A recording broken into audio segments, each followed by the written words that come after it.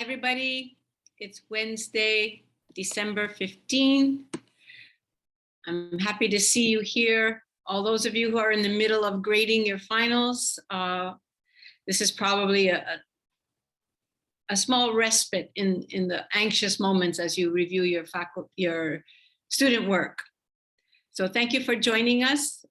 This is the last campus Zoom for 2021. And unbelievable, we've made it through the year, almost. We have an agenda and there's a bunch of things related to the telework policy. So I'll deal with those all at the end. So not at the end, but all together, not separated out the way it is now in the agenda. But first, some reminders. Convocation will be January 5, and it will be on Zoom. And it will begin at 8:45 and extend to 10:45. So those of you who are having department meetings or unit meetings or cluster meetings, please try to schedule them for after 10:45. And the day before spring convocation is assessment day. The Tuesday of duty week will be devoted to giving faculty and staff the time to get together to discuss those things that are related to the assessment of their learning outcomes or their service area outcomes. And that will be 10 to 12 on Tuesday, January 4. There will be an agenda, there will be some structure to that time. It's not just sit around looking at each other and asking about how the Christmas vacation was. There will be some structure, and we will be working with the SLOA committee and others to put that together for you. So the agenda will be coming soon. And a plea to make sure that all final grades for fall 2021 are done by Tuesday, December 21st at 4:30. Please, we have a really good track record, 100%. We really want to make sure that our students get their grades on time. There are many things that depend on having timely grades. One is registration in subsequent classes for which you have the prerequisite, financial aid, graduation. So if you're instructional faculty and you have grades to turn in, please, December 21st by 4:30. We will meet again for Campus Zoom on January 19th. It's a month from now, because we have Zooms right now on the second and fourth, first and third. I can't remember. First and third, first and third Wednesdays. Sorry. So that will be January 5th, and we'll double up convocation and Campus Zoom. Oof, okay. Any questions about those announcements?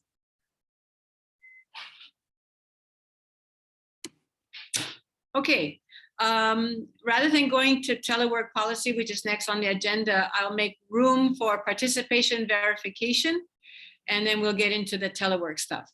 Okay, so Noeao and Maria, you are on. Where's Noyao? I don't know. Okay. Y'all know participation verification is something that we need to do, not because it's a system mandate, but because it's the law. So I will be sending out an email to the faculty as to why we have to do this before the semester starts. And what we want to do is to do an all-out campaign to get better results from what we've had in the past. I think for this semester, we only had around 60-something% who participated in this effort. And we were one of the campuses who were on the bottom of the list. So we'd like to increase that. Now, the big difference for this spring semester is we're going to do it for all POT codes. So I have a plan on how to keep on reminding faculty, because different PAT codes have different start dates and different, like it's all over the place. So the whole semester is going to be doing participation verification for different PAT codes. And NOIA will, I think, be sending out something to the students so that they know that this is part of what they need to do at the beginning of each term. Is that right, Maya? Yeah, so there actually be emails coming from me and the system to students reminding them about participation verification. Sorry, the link that I also put there is to the system website. That one has all the dates for the various pod codes for our campus. And then it tells you when the faculty certification dates are. Okay. Thank you. So, Part of term, not Pakalolo, yes. so what I plan, come January, there's going to be a website. There's going to be something on our website dealing with participation verification just for our campus. It's not like we were going to refer you to the system website and all of that, because we just want to put in something that is very relevant to what we do here on campus. Like, for example, I want everybody to be able to do it without any problem, because there's going to be a link there to the tutorial on how to do this. I mean, there's still a lot of faculty, especially some of the lecturers who are new, who do not know how to do this. So there is a link there for the tutorial. And then there's also a link to what the faculty can use to reinstate students if they were removed accidentally from the course, and that has to be filled by the faculty and not the students. In the past, I would be receiving requests from the students, and I would just send it back and say, talk to your faculty about this. So that form should not even get to the students. It should be just the faculty doing it. And then there's also a link to this, to the dates on when the start of each PAT code, I mean, participation verification schedule is going to be. And in addition to that, I plan to send reminders, maybe through the deans, through the department chairs, or contacting the faculty individually to get it done on time. Because once you pass that window, that's it. You cannot do any of this. You cannot participate anymore. So we will be discussing this at the academic affairs meeting right after convocation too. So more details will follow. I mean, we're gonna go through the process and the details of how we're gonna do it at that time. Because right now, even if I talk about it, it's gonna be like forgotten by the time you have to do it. Thank you. Any questions? And I think to add on to what Maria was saying, it's really important that I guess everybody's doing it, because when a student registers for multiple classes and is only dropped from one, they'll still get charged for the other classes, and students probably won't know till later on. And of course, they'll cite the policy, which is upfront about students should be withdrawn. And trying to entangle those, dealing with financial aid and payments gets really confusing. So if we can try to be consistent to ensure that we are paying attention to our students to ensure that they are removed if they are not attending the classes. Other questions?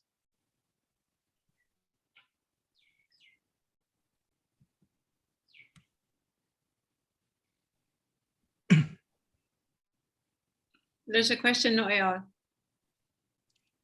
What messaging is out there for students who are disenrolled? What is the message? I gotta find the message. I don't think I have access to that one, because that one is an automatic message when it's happening through this PV stuff. So it's not like I'm sending out messages to students when they're disenrolled. It's more of an automated process, I believe, on the back end.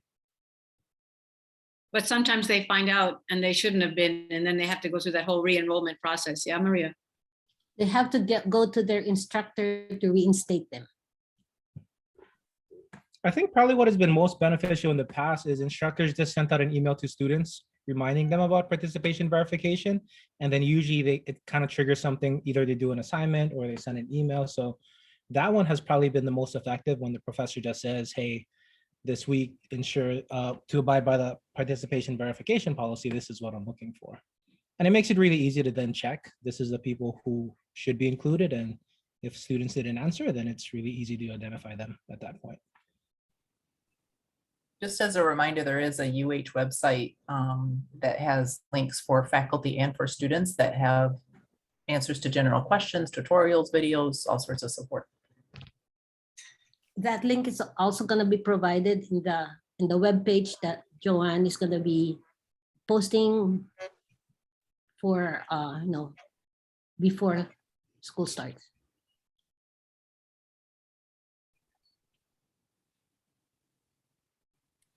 Other concerns or questions?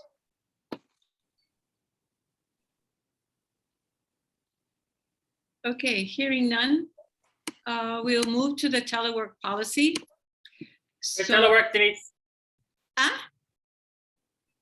What, is that you, Flo? What's up? Sorry. It's okay. It's just that the yellow rectangle shows up whenever there's a spoken, so you are busted. It's okay. The telework policy announcement came out, was it just this week or last? I can't even remember, last week. And so ever since, there have been all of these questions, so I will try to clarify as best as I can with the knowledge that I do have right now. So to begin with, there are certain bargaining units that have not yet signed off on the UH guidelines and are following the state of Hawaii 2010 telework guidelines. And if you have a chance to look at both of those, they are very, very similar, but they do have different kinds of forms. Now, the telework policy, whether it's the state 2010 policy or the UH policy that is effective January 3rd, all have the same basic principle, which is that telework is by request and at the prerogative of the manager. So for the UH guidelines, that approval process is multi-stepped. There is a requirement for a work plan, which outlines where the remote site is, and it should be on this island, or wherever the island is that because Neighbor Island is going to be on Neighbor Islands. So the island where your campus is where your remote site is. And so the work plan asks for all those details, and it asks that there be some explanation of what the work products will be, on what kind of schedule. And that work plan gets approved by the immediate supervisor and the program administrator. So that's one component. That work plan, I'm asking, per the work plan request form, be attached to the request for approval of telework. So work plan gets done, discussed with the supervisor, program administrator, which is the dean or the vice chancellor, whoever is the program administrator. That gets attached to a request for permission to telework. That request is submitted by the employee and is sent to me. As the chancellor, I review and I make a recommendation.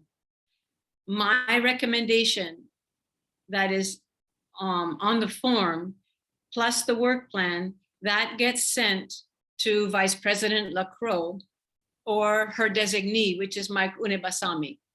And they will make the final approval. They will review and they will approve. I make a recommendation. And I will share with you the perspective that I'm getting in meetings with senior leadership, is that the default is the campus. That is where we work. So telework is not the default. The default is that the work is on campus. Now, those individuals, those employees whose responsibilities allow for telework or remote work, they go through this request process and get approved or not approved.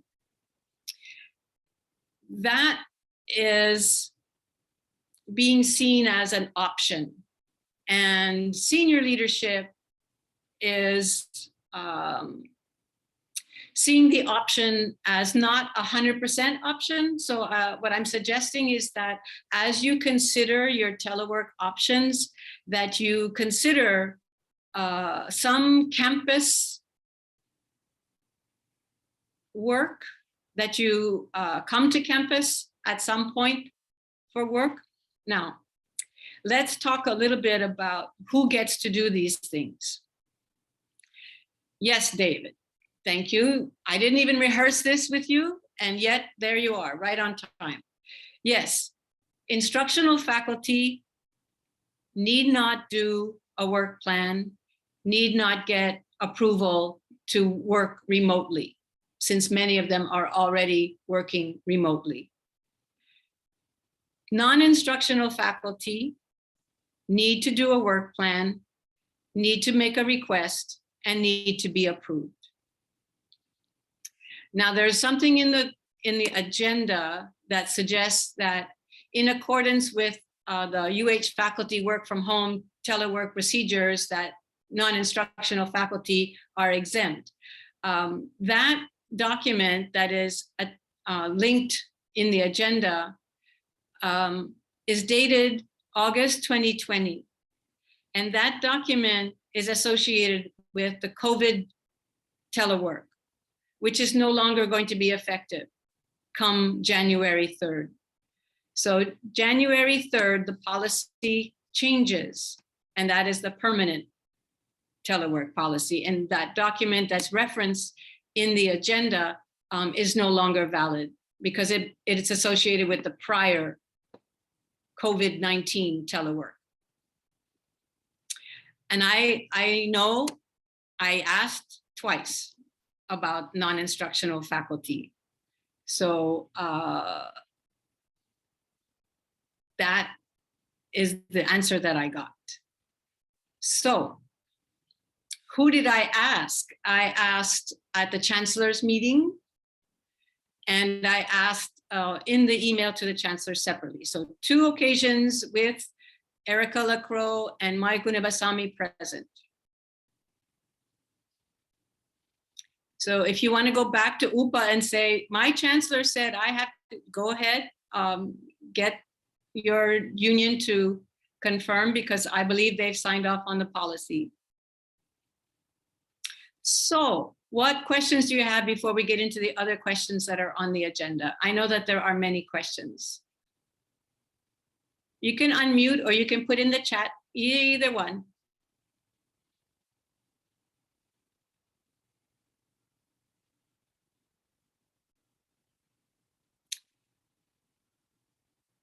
They did. I am meeting with them about the whole thing for my non-instructional folks. Thank you. Thank you, Shannon. Please relay to me what you find out. I hope I'm getting the right answers from the people that I consult. Thank you.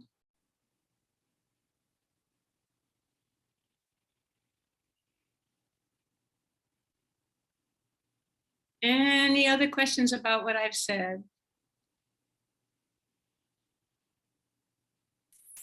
Hi, Louise. It's Dave. Hi, Dave. I gave everybody a chance. I did. I waited. So just so I'm clear, you were talking just a short while ago that, and I'm reading the policy. I have the policy in front of me. That even if it is kind of a hybrid situation, like maybe somebody spends 2 days at home and 3 days in the office, that's still, you still need to fill that out or create that work plan for at home. Not sure if we've ever really had this conversation, but for those of us that are, let's say, department chairs that have dual faculty responsibilities or teaching responsibilities, and then our DC, like I said, I'm not sure if we've ever really discussed the fact that, let's say, 48% of my time is really as a teaching faculty and 52% is as a department chair. Though I intend to be at the office, there are times when being at home is sometimes more productive to get certain things done. So would that be a recommendation for department chairs that decide to sort of perhaps bounce back and forth? Let me, because you are this kind of mutant thing, right? You're kind of non-instruction, not you personally, of course, but the whole class of Gee, department well, that's no, you just offended all of our department chairs. So you do have instructional responsibilities and you have non-instructional responsibilities. I get that. So Maria, I'm just going to ask you, in the workload report, department chairs are listed as instructional, right? Okay, case closed. Oh, cool. Okay. Okay, Dave the mutant. Yes, Dave Stephen. Tough question to answer. What is the likelihood of a hybrid, part on-campus, part telework request being approved? It all depends on your work plan. Again, it's, can your work be done?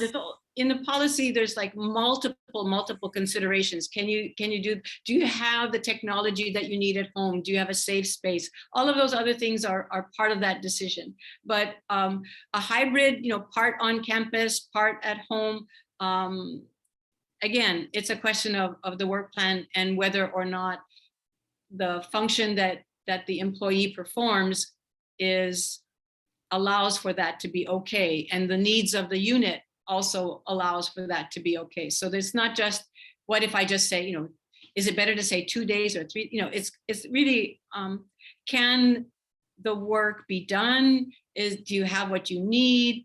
Is there going to be an impact on the services, generally speaking? All of those things will come into consideration. But I appreciate, Terry, you're considering being on campus for some of the time and being remote for some of the time. So yes, thank you for that. Other thoughts, other questions? Louise, Yes. can you address the question of, if a unit decides to hold in-person meetings on campus, what happens then for people? Yes, the policy suggests that anyone who is remote working telework can be asked to come to campus for meetings. And if it's during the work hours and during the work week, then they should be there, present. Thank you. And that's why we ask that even folks who are teleworking be vaccinated or have negative or have exemptions that are approved, because you may be called to meetings on campus. And so you need to be able to come to campus. And to be able to come to campus, you have to be vaccinated or have an approved exemption. Thanks for the question, Carol. Yes, Nava. So when Dave mentioned mutant, I can think of a few mutants. And if they're on the line, sorry that I'm going to just buzz out your name, but I'm going to just buzz out your name. So example, Bob Franco was hired as an instructional faculty, hasn't taught in I don't know how many years. Is he instructional, non-instructional? He's non-instructional. Okay, Roger. Mahalo.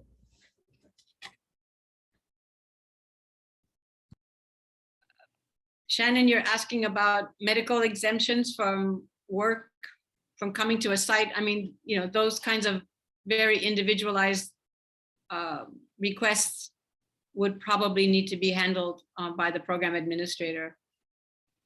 Yes, Sheldon. Sorry, what defines a work day? And the reason why I ask this question is that we have students who can't meet with us until like late afternoon, early evenings. And so many times we are meeting with them, remotely, what have you. So in this definition of like work day, what is that? That comes up a little bit later too in the agenda as well. Okay. So faculty workday is a very fluid thing, as you well know. We serve the students, and if they can only meet at 6 o'clock, we try to make that possible. And I know all of you do this. You give students your cell phone, they'll call you at 8 o'clock at night with a burning question. So we try to meet students and serve their needs. What is official work hours, because we are a state agency, is 7:45 to 4:30. Faculty are not bound by this. You have evening classes, you have classes that might begin before that time. So the faculty work hours are very different.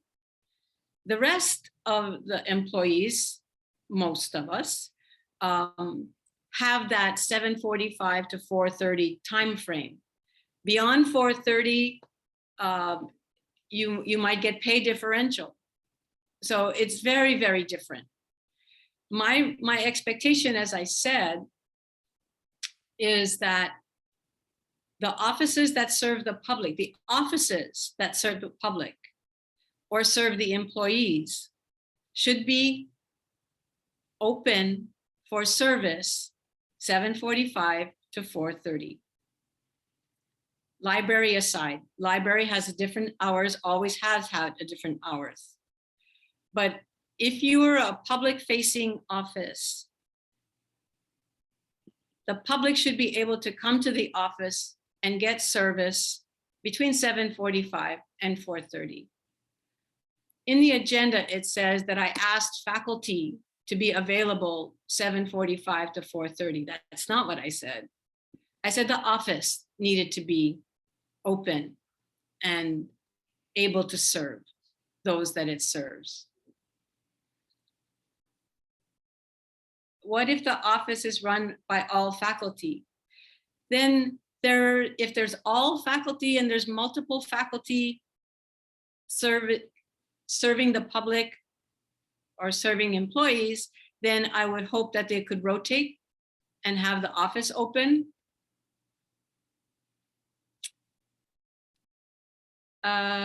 So the center, for example, offices that the center should be open. Faculty, instructional faculty, even prior to COVID, you didn't have to be in your office the whole time. Even the counselors didn't have to be in their office the whole time. They had set hours for walk-in, but there is no one responsible for the center. Then Lavashe, I think you need to talk to Noeao about that. But if it's a space that's open, anyway, this is getting like into the weeds right here. So I would really appreciate it if you would talk to Noeao about the specifics of centers or common spaces that should be open to students. I don't want to miss out Lisa Aganon. I'm sorry, I didn't have a chance to read your question. So Lisa, who will be policing this? What is this, Lisa? The telework plan. I believe in our meeting yesterday, you said the department chairs would need to, I guess, ensure that whatever plan that was approved would be, the employees are held accountable, right? So I think that's what I wanted you to share with this group. But the other is about optics, honestly, and the fairness factor, as everyone sort of feels a certain way about, oh, how come, we have to be here and others don't have to? There's, cost involved with commuting. So, I mean, I get it, it is a mandate that you put forth a plan. I'm just asking administration to look at optics and, to have a fairness factor, so that we do have access to administrators, or the head of. They have to sign. The administrators have to sign the work plan. I meant like if I wanted to meet with, I don't know, somebody in the business office, are they there? Who are they there?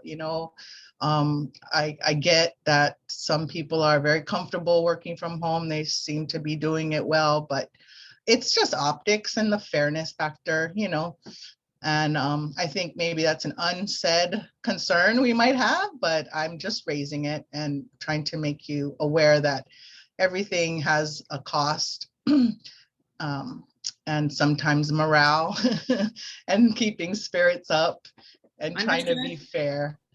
And that's all. Yep. Thank you, Carl. Doorbell option. Nope. Don't want doorbells. Don't need doorbells. even those offices that had doorbells, nobody was checking anybody coming in. So it was just like having to get up and open the door. So I'm going to put all of this stuff in writing, what my expectations are, just so that in case people aren't on the Zoom or don't go to CAC, I want to make sure that my expectations are clear. So the optics, Lisa, and the fairness, all of that comes into play. That is why there are all of those statements in the telework policy about what needs to be considered. The policy also asks that the work plan be evaluated every 3 months. So this is not a one and done deal. So that if there are faculty or others, other employees who are doing telework, that you do evaluate, is this working? You know, is this stuff getting done that needs to get done? Is there a way to know whether things are being done? So that it's not just, you know, it'll get done January 3rd and then we will never have to talk about it again. It really is going to have to be an ongoing thing. Not connected to COVID anymore. This is it forever, you guys. But I'm just thinking, you know, the counselors, Louise, that are sitting in an office on a Zoom call for 8 hours straight. I didn't say that, Candy. No, I mean, moving forward, I'm not accusing you of anything. I'm just saying, I think of that kind of thing seems silly if the students are going to keep, you know, meeting on Zoom, you know, with the counselor. It's just an example of moving forward. I'm sure not everybody's going to be rushing to campus. And that's that kind of flexibility that would be nice for like non-instructional faculty, particularly I think about somebody like Jamie.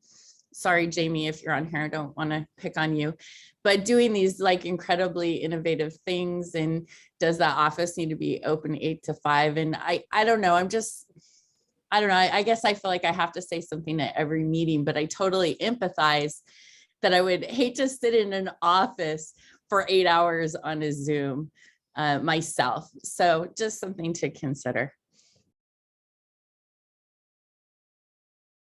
Thank you, Candy. Louise, Yeah. I know I've kind of tried I think I pretty much know the answer to this question, but I just want to make sure I'm clear of, you know, as department chairs, who do we supervise? So for instance, department secretaries, we supervise. Correct. Department counselors, we don't supervise. Correct. All right. But you still want to sign off on the work plan. Because they support you guys too, right? Okay, because yeah, I'm just trying to understand the flow through this then. Okay. Okay. So Mickey, sit in the front where we can see the door.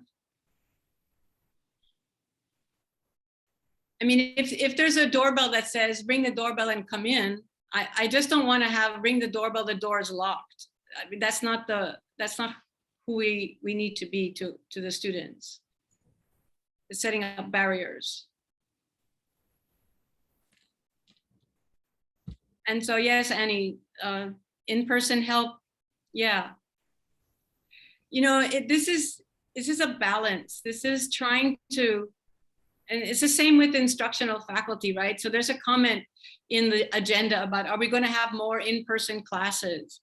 And what are the options going to be for students? And I'm not going to determine what any particular person is going to do, but I can tell you that there are some people who think we should be doing so.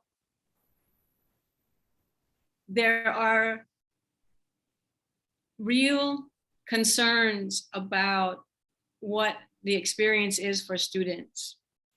And there are clear indications that asynchronous online is preferred by many students. And the question that we have to answer, the question that the department chairs and the deans need to answer is, what is that right mix? How do we support the students who need the face-to-face to be successful, and give those options to those students who cannot come to campus and want to be successful and have the only option is to do the online stuff. This is not easy. It truly is going to take some real thinking through for programs. And I cannot answer the question that's there that asks, will courses be offered in all formats in the fall semester? I think that the department chairs and the deans and the counselors really need to be talking to each other about what is it that will work for our students. And it's program by program. Mm. There's a question that says, will faculty be required to have on-campus office hours if they have a campus office? On-campus office hours should be determined by the student's needs, not whether or not somebody has an office. Although I will tell you that there have been lots of conversations about, do faculty who teach 100% online really need an office? And whether we should just not say, nope, you're teaching online, you don't need your office, so we'll take it back. Right now, we're not saying that, but I'm saying that those are conversations that I've heard. Your office hours should be determined by what your students need, and you're supposed to have office hours, but lots of people online, are responsive to their students at all hours. But if there's a designated hour when you should be available for consultation by your students, I think that should be however works best for the students. Louise, can I say Hello. something real quick? Sure. So what the nursing faculty have found most effective is having an office hour 1 hour before and 1 hour after any online didactic. All nursing courses now are actually considered hybrid, and we will be bringing our students face-to-face as much as possible. Every test and every lab skill, they have to come to campus, and they're prepared for that. But that's what our faculty who have been teaching online have found really good, to make it 1 hour before and 1 hour after, and then, obviously offer more if needed. But that's worked really well for us. I'm not sure about others. Right. And that's why in the old days, we didn't like scheduling classes back to back with the same teacher. Give students a chance to ask questions. Thank you, Roman.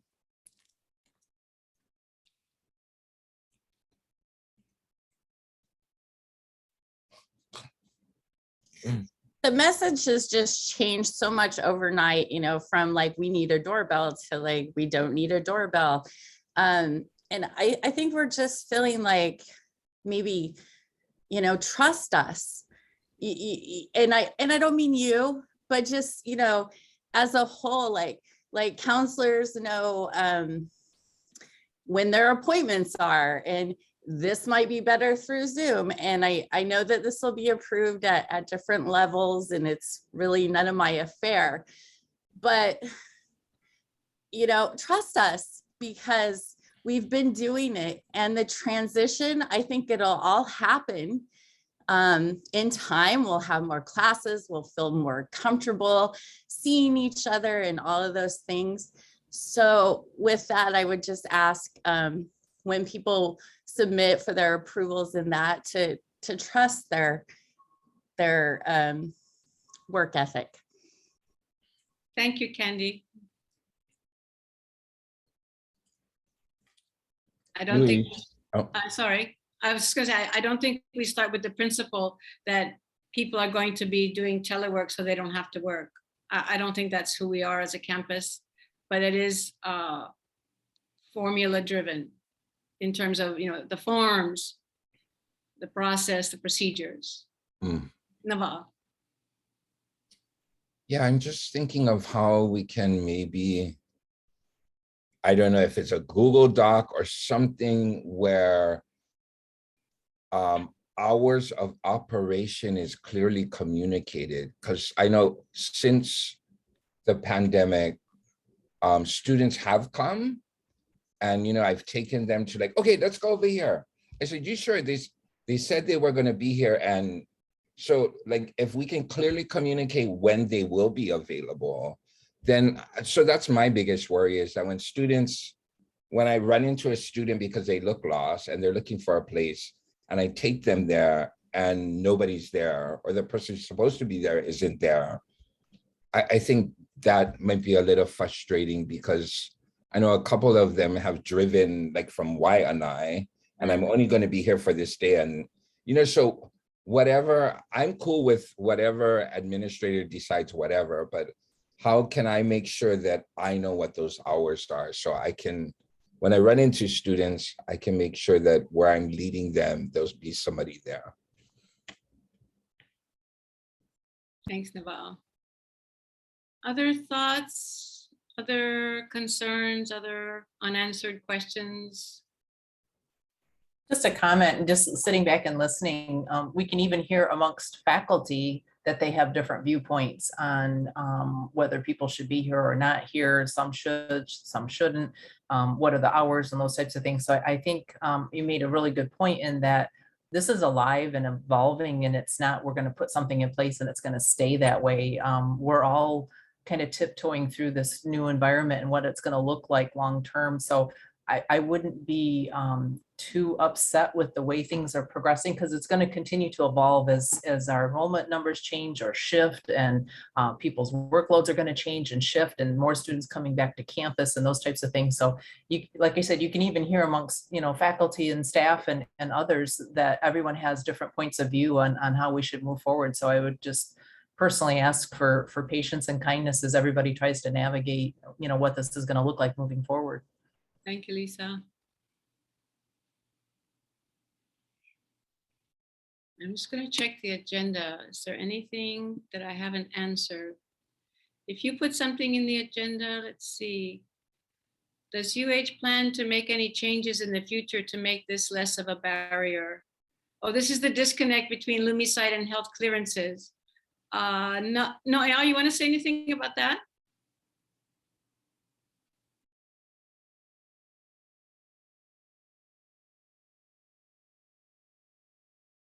No, huh? Okay. I lost him.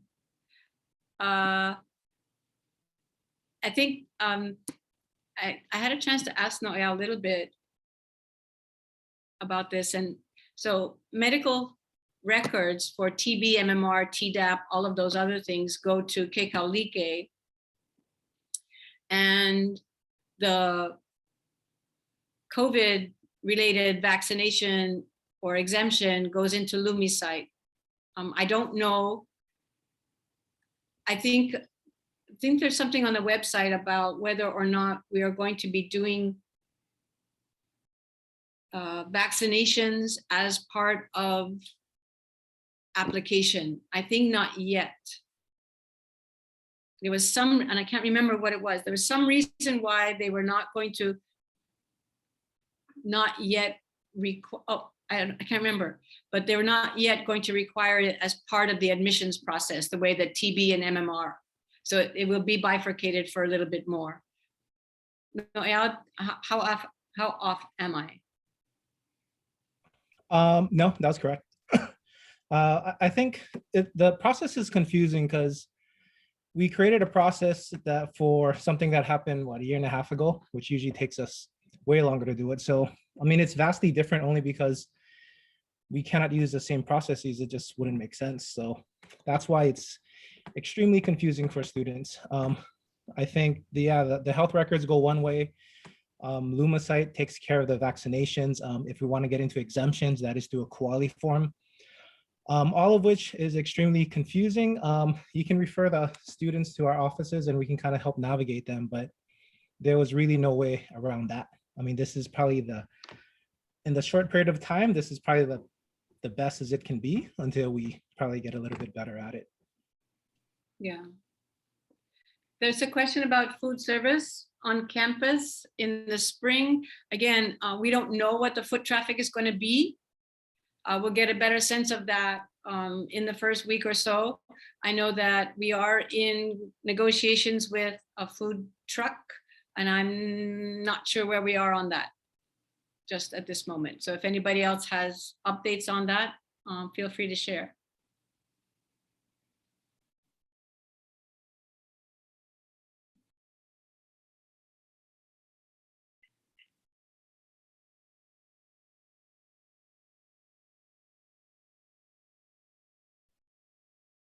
Anything troubling you? Anything, questions?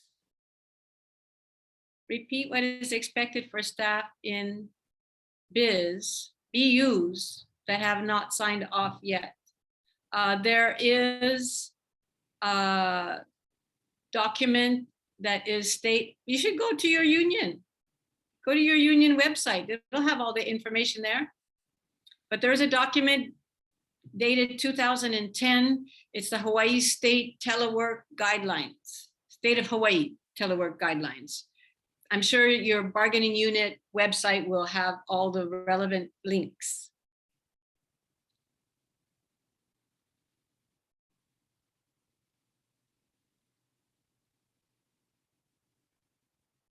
More questions?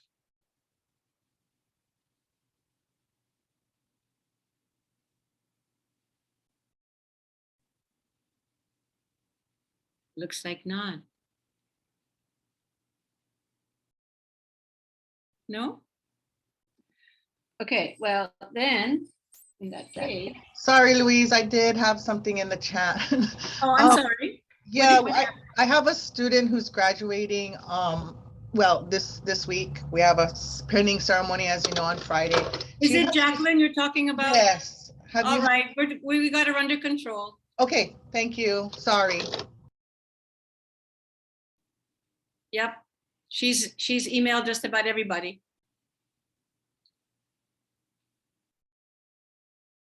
Anything more? Sorry, I have a sort of a question, sort of a comment. And I'm going back to just the earlier discussion about campus hours. And I'm just wondering if there's any way we can rethink what our offerings are on campus to accommodate the different type of students that we're seeing now. So if our center, for example, has to be open from 7:45 to 4:30, but we're finding that most people want to use the center from 12 to 8, for example. I don't know, making it up. Are there any opportunities for those types of conversations on to have on campus? Because what students are saying is that they need the flexibility, and we've been able to accommodate that during the pandemic, and we've learned a lot about it. But now we're going back to this box that we don't necessarily fit in anymore. So I'm just wondering what kind of conversations can we continue to have, or is it no conversation at all? I don't want to say no conversation, Lavishay.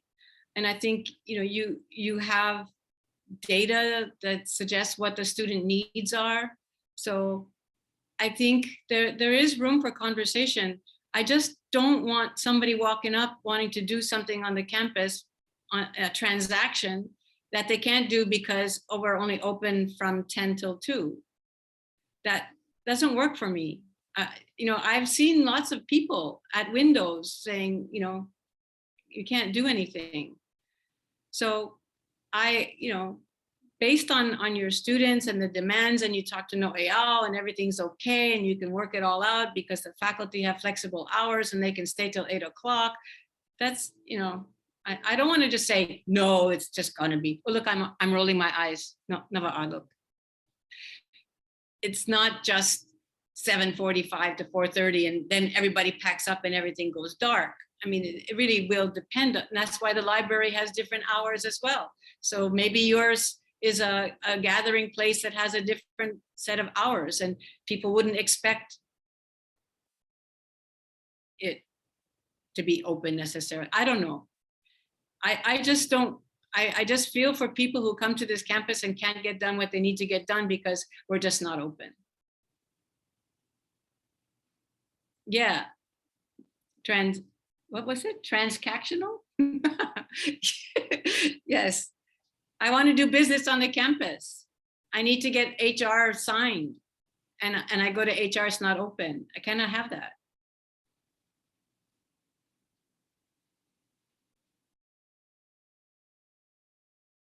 You're welcome. More things. Louise, Yes. I thought in one meeting you mentioned that there's certain bargaining units or APTs that were unable to change their, so usually 7:45 to 4:30, but we think it would be better if you start at 10 and go to 8. Mm-hmm. Some of those bargaining units the union doesn't allow us to do that, correct? There are all kinds of considerations if you're going to change hours. You need differentials. So if you're going to do something other than 7:45 to 4:30, it requires union consultation and union sign off. Okay.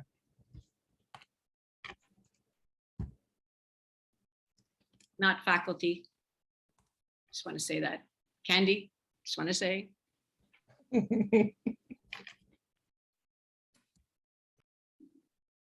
Other thoughts? We good?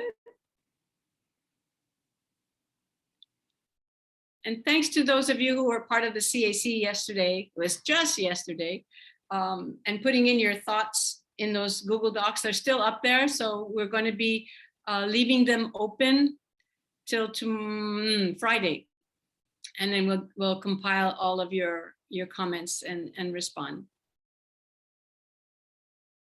And those links were sent to you yesterday from Joanne.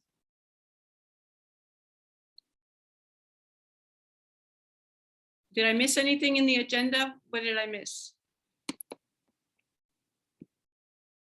I have an announcement for staff council. Oh yeah, hugs for holidays. Yes. Okay. Hello, everyone. My name is Roman from staff council. We are doing a hugs for the holidays. So HUGS stands for Help, Understanding, and Group Support. So it's an organization that supports Hawaii families with a child up to age 21 who have been diagnosed with a life-threatening illness or disease. So we are making cards for them. So here's some cards that people created. Look how cute they are. These are all homemade ones. I didn't make them. Some of my students made it. People who came into the building made it. So we'll be outside today from 2:30 to 3:30, and we'll have card making material, so you can come make it on the spot, or if you want to just take it, come back. We will still accept it at the Kamakila Student Center until tomorrow, Friday-ish. We'll look through all of them. They do have certain parameters, so it will be listed on what you can say and what you cannot. So we'll see some of you out there today, 2:30 at the Great Lawn. We'll be right outside. Thank you.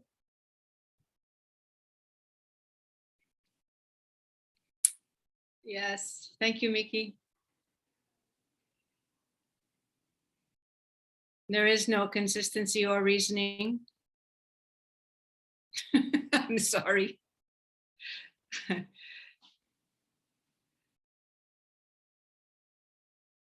I think if a student said, I want to talk to my teacher face to face, they would ask their faculty member, and I don't know, faculty should be able to say, okay, let's meet or not.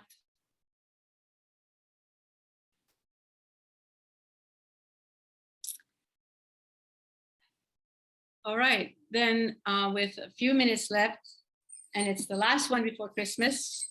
So happy holidays. We don't get to do caroling this year. I'm sorry, that's always been a highlight. But I do wish you a happy holiday, and when the grades are all done and you can exhale and have a glass of some adult beverage, please do take the time to enjoy your family, enjoy your friends, disconnect from the work, and have a really great holiday. We'll see you at Convocation, January 5th. Bye. Say goodbye, everybody. Happy holidays. Happy everybody. holidays. Bye. Bye. Thank you. Bye, everyone. Happy